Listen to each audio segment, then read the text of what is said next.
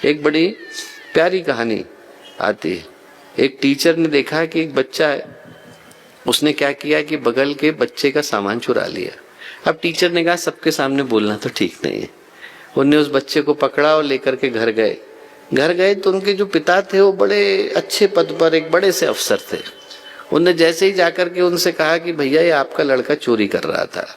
ये कहना था कि पिता ने एक जोर का लप्पड़ लगाया, बोले मैं तेरे लिए ऑफिस से इतनी अच्छी अच्छी चीजें उठा करके लाता हूँ, तब भी तू चोरी करता है। अब ये कहना था कि वो जो टीचर थे बोले कि साहब गलती हो गई, हम तो यहाँ गलती से आ गए। बोले क्यों? बोले मैं तो ये सोच करके आया था कि अभाव के कारण चोरी कर रहा है, पर यहाँ आकर के पता चला कि तो स्वभाव के कारण चोरी कर रहा है।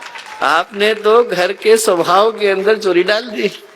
तो यदि आदमी का चरित्र कमजोर हो गया, व्यक्तित्व कमजोर हो गया, भावनाएं कमजोर हो गई, जीवन की दिशा कमजोर हो गई, तो सब कुछ पा लेने के बाद भी आदमी के मन का जो असंतोष है उसको यही महसूस कराता है कि मुझे अभी कुछ मिला नहीं, अभी और दौड़ने की आवश्यकता है। और ऐसे में कहाँ से मिलेगी शांति? ऐसे में आदमी को कहाँ से मिलेगा सौभाग्य? ऐसे में कहाँ से मिलेगा संतोष? तो जो स्मरण करने की आवश्यकता है दीप यज्ञ के अवसर पर, कि व्यक्ति ये याद करे कि हम लोग किस संभावना को लेकर के आए। आज का जो दिन है वो ये याद दिलाने के लिए आया कि हम में से हर व्यक्ति के अंदर दिव्य संभावना विद्यमान है।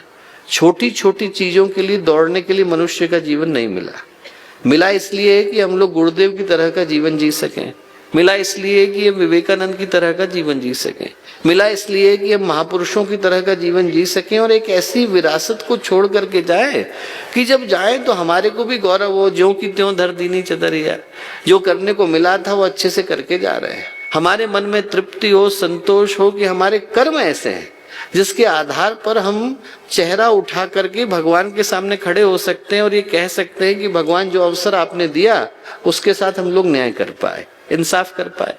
तो जो पहली चीज स्मरण रखने की आवश्यकता है दोस्तों वो ये कि जीवन में कहीं पर हो, किसी स्थान पर हो, कुछ करने को हमें मिला हो, पर हर क्षण याद रखने की आवश्यकता है कि मनुष्य का जीवन एक संभावना है। यहाँ पर व्यक्ति नीचे गिरने के लिए भी स्वतंत्र है और ऊपर उठने के लिए भी स्वतंत्र है। परमात्मा हमारे कार्यों में हस्तक्षेप नहीं करते हैं, प्रकृति नहीं करती है। वही रावण तपस्या करने के लिए बैठते हैं तो भगवान वरदान देने के लिए आते हैं। वही रावण कुमति के मार्ग पर चलता है, अनीति के मार्ग पर चलता है तो भगवान उसका वध करने के लिए भी उतरते हैं। उन्हीं भगवान ने तो अवतार दिया।